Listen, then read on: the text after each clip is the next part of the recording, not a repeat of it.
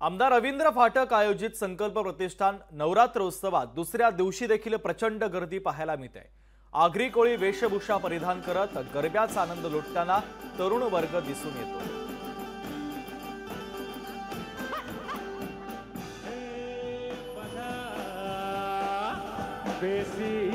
या उत्सवाचे आयोजक आमदार रवींद्र फाटक यांच्यासोबत संवाद साधला आमचे प्रतिनिधी शुभम कोळी यांनी। पाहूया।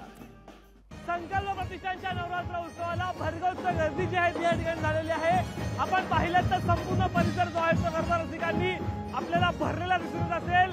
1 ते 1.5 किलोमीटर लांबचा हा रस्ता आहे आणि तो रस्ता संपूर्ण या ठिकाणी पॅक झाल्याचं दिसून येत आहे। तर या ठिकाणी आपण पाहिलं तर महाराजांची कलाकृती दर्शवणारा हे एक चित्र या ठिकाणी दिसून येत आहे।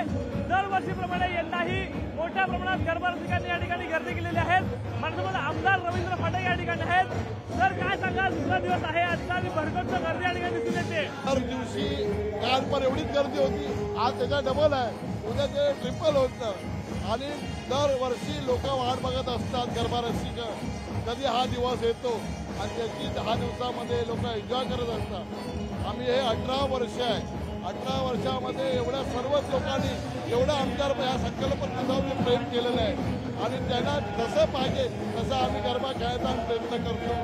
आणि हा फ्री ऑफ कॉस्ट दांडिया आहे, कुठे इथे मूल्य नाही आणि सर्वांना इथे संधी दिली जाते। जसं पासवरती आहे तसंच इथे सुविधा आम्ही केले जातात आणि सर्व सेलिब्रिटी गायक याच्यात जात असतात। गरबा रसिक असेल त्यांना काय सांगणार असेल, काय आव्हान कराल?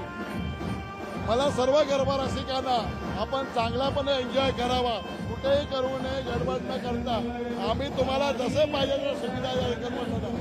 अगदी 1.5 ते 1.5 किलोमीटरचा हा लांबचा रस्ता आहे आणि तो सर्वच रस्ता जो आहे त्या ठिकाणी घेतलेला आहे। तर उद्या वीकेंडचा दिवस आहे, उद्या देखील मोठ्या प्रमाणात गर्दी जी आहे त्या ठिकाणी उसळण्याची, मोठ्या प्रमाणात गर्दी दाटण्याची शक्यता आहे। कॅमेरामॅन हमीदसह शुभम कोळी, लोकशाही मराठी, ठाणे। लोकशाही मराठी, ऐका, पहा, जागरूक रहा।